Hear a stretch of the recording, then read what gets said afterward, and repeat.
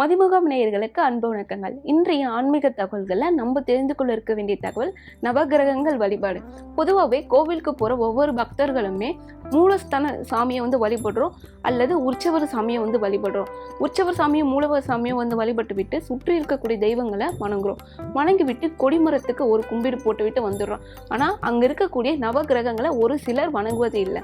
அப்படி வணங்காமல் சென்றதுனால உங்களுக்கு அந்த தோஷங்கள் தொற்றிக்கொள்ளுது அப்படின்னு ஒரு சில ஆன்மீக தகவலில் சொல்லியிருக்காங்க. ஆனால் அப்படி உங்களுக்கு ஒரு சில தோஷங்கள் இருக்குது அப்படின்னு நீங்கள் நினச்சி இனி கவலைப்பட வேண்டாம். இந்த ஆன்மீக தகவல் உங்களுக்கு பயனுள்ளதாக இருக்கும்.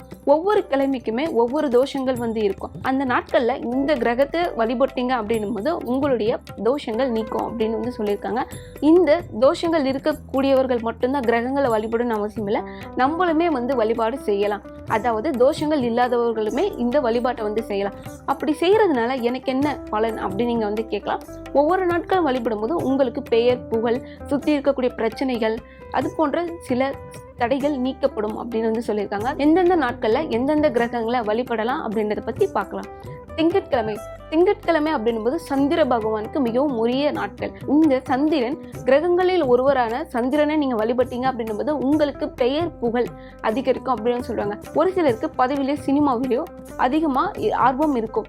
அப்படிப்பட்டவங்க இந்த சந்திரனை நீங்க வழிபட்டீங்க அப்படின்னும் போது உங்களுக்கு பெயர், புகழ் அதிகரிக்கும். நீங்க எந்த செயலை செய்தாலுமே உங்களுடைய பெயர் தனி பெயரை சுட்டி காட்டப்படும் அளவிற்கு உங்களுக்கு பக்கத்துணையாக நிற்பார் அப்படின்னு சொல்றாங்க.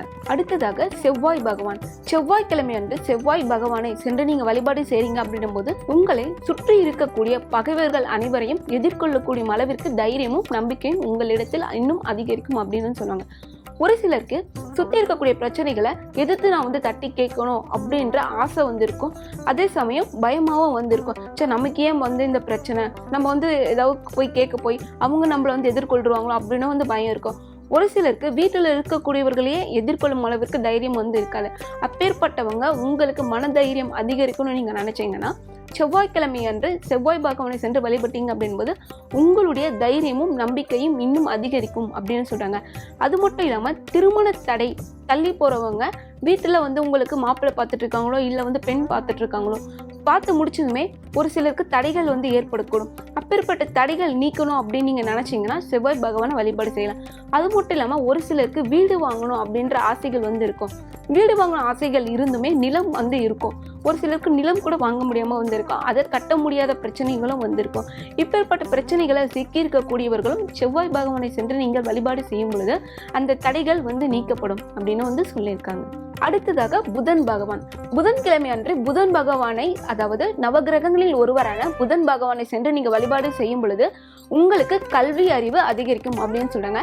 இந்த புதன் பகவான் வழிபாட்டை கல்லூரி மற்றும் பள்ளி மாணவர்கள் சென்று நீங்க வழிபடலாம்.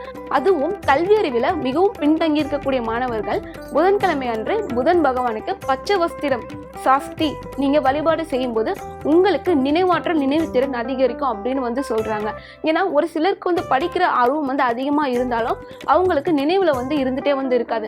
எவ்வளவுதான் படிச்சாலும் எனக்கு மறந்துடுது அப்படின்னு நீங்க நினைச்சு கவலைப்பட்ட ஸ்டூடெண்டா இருந்தா முக்கியமா இந்த கோவிலுக்கு இந்த நாட்களை சென்று வழிபாடு செய்து பாருங்க. உங்களோட நினைவாற்றல் திறன் அதிகரித்திருக்கும். அடுத்ததாக வியாழன் கிழமை அன்று குரு பகவானை நீங்க வணங்கி வழிபாடு செய்றீங்க அப்படின்னும் போது என்ன பலன் கிடைக்கும் அப்படின்னு நினைச்சீங்கன்னா வியாழன்கிழமை அன்று குரு பகவானை வழிபாடு செய்வர்களுக்கு குழந்தை பாக்கியம் கிடைக்கும். ஒரு சிலருக்கு திருமணமாகி நீண்ட வருடங்கள் ஆகியும் குழந்தை இல்லாம இருக்கும்.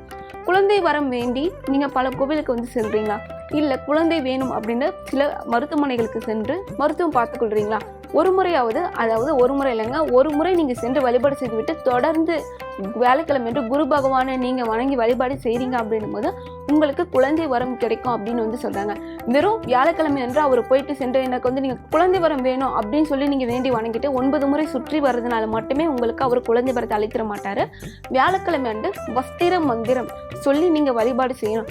அதாவது குழந்தை வரம் வேணும் நினைக்கிற தம்பதிகள், ஆணாக இருக்கட்டும் இல்ல பெண்ணாக இருக்கட்டும், யாராவது ஒருவர் வியாழக்கிழமை அன்று கோவிலுக்கு சென்று நீங்க இந்த வழிபாட்டை செய்யும் போது 9 வாரங்கள் முடிந்து 10வது வாரம் உங்களுக்கு அந்த வரத்தை அவர் அளிப்பார் அப்படின்னு சொல்லிட்டு இருக்காங்க. அடுத்ததாக வெள்ளிக்கிழமை சுக்கிர பகவான். ஒரு சிலருக்கு சுக்கிரன் பக்கத்துல இருக்காரு சொல்லுவாங்க. ஒரு சிலரோட ஜாதகத்துல சுக்கிரன் இல்லை அப்படின்னு சொல்லுவாங்க. சுக்கிர பகவானை வழிபாடு செய்வதனால என்ன பலன் கிடைக்கும் அப்படின்னு நீங்க கேக்குறீங்களா? சுக்கிர பகவானை வழிபாடு செய்வதனால திருமண தடைகள் நீக்கிறோம் அப்படின்னு எப்படி குரு பகவான் உங்களுக்கு அளிக்கிறாரோ அதே மாதிரி காதலல், அதாவது ஒரு சிலருக்கு லவ் மேரேஜ் பண்ணணுன்ற ஆசை இருக்கும், ஒரு சிலருக்கு அந்த லவ் மேரேஜ் பண்ணியும் வீட்டில் அலைன்ஸ்க்கு அந்த ஓகே சொல்லாமல் இருப்பாங்க.